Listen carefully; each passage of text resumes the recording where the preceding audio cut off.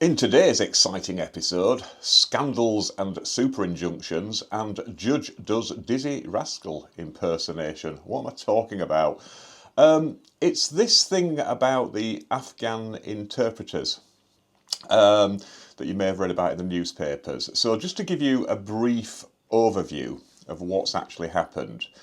It transpires, obviously, that when we had forces operating in Afghanistan, we needed the assistance of sort of local people, often to act as interpreters, or terps as they were called, and in other roles as well, just sort of, assisting, sometimes with intelligence, sometimes just with, assisting in being in country, sort of being the liaison, just doing some of the sort of more practical things for people, just sort of giving advice on the spot. Now, obviously, we pulled out of Afghanistan, and the Taliban are still in place. And the Taliban obviously would take a very dim view of anybody who assisted the invaders, as they would see it.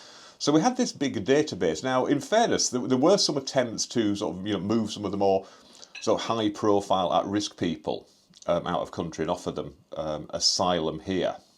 You might remember there was quite a lot of scandal about it. I mean, it's quite interesting. Lots of people saying these people, we should be grateful to them. They helped us out. How dare we abandon them in their hour of need? And I do notice, I don't usually do the politics, but I do notice that some people now very much change their tune on that, which seems, whether that's opportunist, I'll leave as an exercise for the reader. But anyway, so there's all these people over there. There's about 20,000 people who assisted, also include sort of, family members, anybody who's at risk for being associated with us. So there's a big database, but this database was accidentally leaked, or inadvertently, to put it. Somebody sent it to an organisation that assists Afghans. So it seems that, I'm not casting any aspersions here, and it may be there's inquiries about that. And I might, if you remember, I'll come on to something at the end about this. Just remind me. Just telepathically remind me and say, oh, that photograph in the Daily Telegraph. But yeah, so this database, this list, was sent to this organisation. And this, the government became aware of this and said, well, hang on a minute, this is risky now. That information is out there. We were trying to keep a lid on it. So they applied for an injunction. They just applied for a regular injunction. Now, first of all, people might say, well, what about D notices, or DA notices, as we used to call them, Defence Advisories? They're now actually called DSMA notices, Defence and Security Media Advisory Committee. And that's the organisation, the very standing DSMA notices, don't report on the movement of military convoys, if people are transporting nuclear weapons, things like that. Don't report on, triangular aircraft or anything that might be experimental. Basically, just don't do anything that in the public domain, may assist, the enemy. But as the name suggests, it's an advisory. It's not compulsory. There's no actual sanction.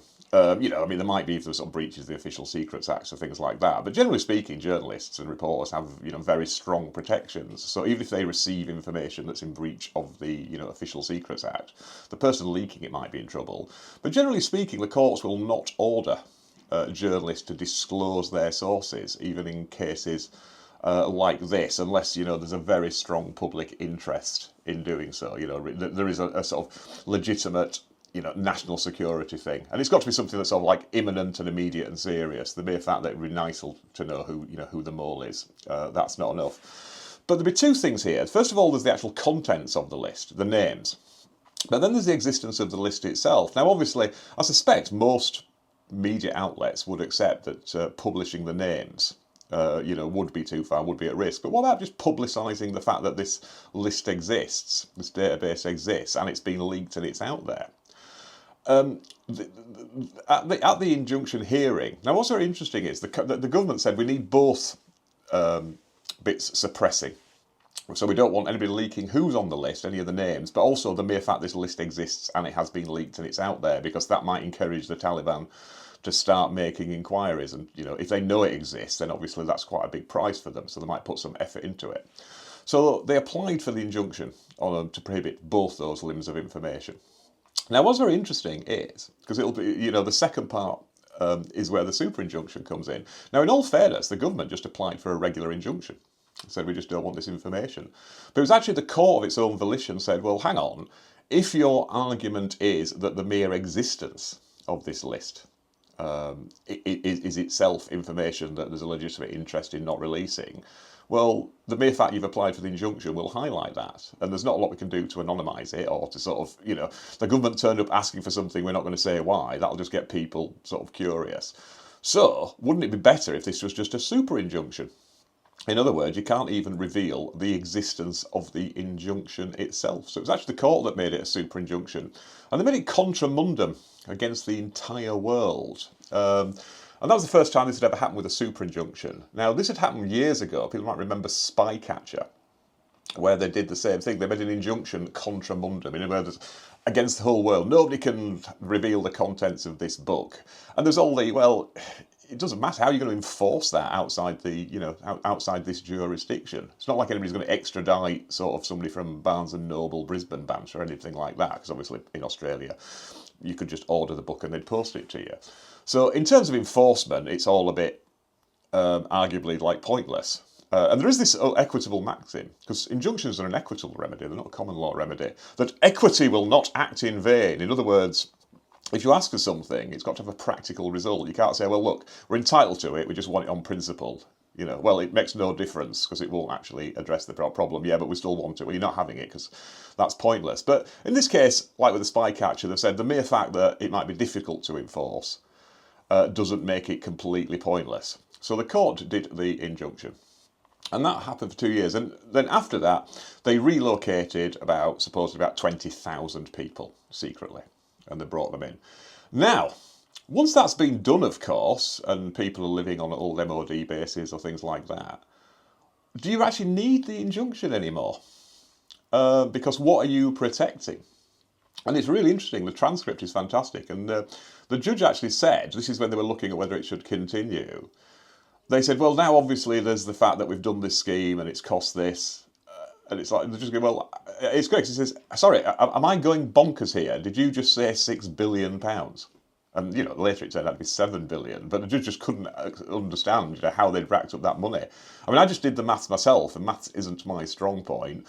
But I just did divide 7 billion by 20,000, and it comes at £350,000 per person. So you're just buying a house, wouldn't you? So I'm not quite sure how they racked that money up. But what the judge says, well, what are we protecting now? Yeah, this might be embarrassing for you. They say, oh, well, the fact that they tried to justify it a little bit on the, well, we don't want people to know our security is lax and people are accidentally emailing things. And the judge said, well, come on, these things happen all the time. And anyway, the cat's out of the bag now. It's no practical benefit. Okay, now the Taliban are on notice that you might be a bit sloppy with your security. But so what? For 2 years, this injunction hasn't been really protecting anybody because everybody's safe in country. Obviously, the contents of the list, again, you still can't name people on there because, effectively they're in witness protection, but they've probably still got all their own names. So that bit, there's a legitimate interest still not to reveal. But, the mere fact that this has all happened, the judge was saying, well, no, this is now, there's nothing to protect. Yes, it is embarrassing for you. But there you go. So that injunction has now been lifted, and there's all the controversy. The controversy is, why did it need to stay there for 2 years afterwards? And that's what everybody's rowing about. And also, the initial leak itself. But that's a sort of different issue. That's an internal security issue, not a legal one. But I just thought you might find that, as always, vaguely interesting, vaguely informative, and vaguely accurate. I mean, I'll put a link in the description to the full judgment if you want to read it. But this reminds me, actually, I won't go into a lot of details about this, but I had a client, and he'd worked for, the security intelligence services. He had been outed by an organisation. They took him to, deal with him. He was able to escape by jumping out of a third-storey window. And he was all relocated, got a new identity and everything. But then the government accidentally released his new identity. He got done for a minor traffic offence. And they said, well, hang on a minute, your driving licence is in a different name here. So they prosecuted him for basically, attempting to pervert the course of justice for having different driving licences. And then he had to explain this is my new identity. He actually got shot 6 times. Not separately, all in one go. Now, just for anybody out there, this is somebody I've not had contact with for over 12 years. I mean, my involvement was quite peripheral because, he wanted to bring a claim on the back of all this sort of bad treatment. But it all went off into like the security court, and they had to appoint special advocates. They're the ones where they act on your behalf, and they're entitled to see the closed material, the secret material, but they can't discuss it with you. But yeah, it just goes to show. I mean, I'm always a big fan, never ascribe to malice what can be explained away by incompetence. Cock up, not conspiracy. And that does seem to be, unfortunately, a sort of prevalent thing these days. But there you go. So that's the overview. So yeah, why is it a super injunction? Well, the court itself said it should be a super injunction. In fairness to the government, they just applied for a regular injunction. Although with hindsight, it should have been obvious they should have applied for a super injunction, but maybe they didn't want to push it. But why did it need to carry on for so long afterwards? And that is the big question. And arguably, it didn't. But I'd be very interested to hear all your thoughts in the comments about this. Sorry for being outdoors. I've been looking. It's typical now. It's stopped raining. It's been siling it down all day. Every time I try and go off, there's a break in the weather. I go, go and try and shoot this somewhere. And I was looking at places I could shoot undercover, and even just set the camera up in the sort of back of my truck and just stand there. Because I'm quite waterproof. The camera's not waterproof, but I am. But there you go. So I'll just move here so I can get my thumbnail. Apparently having your mouth closed is better. I don't know. And the boys are back. I mean, that's the one good thing with doing this. So we've got Cappy Barrister, Lord Loverduck, and Sexton Drake, our detective duck. And just in case, I'll sit on this side as well. What is it? If I sit on the left, I'll be right. Somebody once pointed out. Oh, I don't know. Anyway, thumbnails.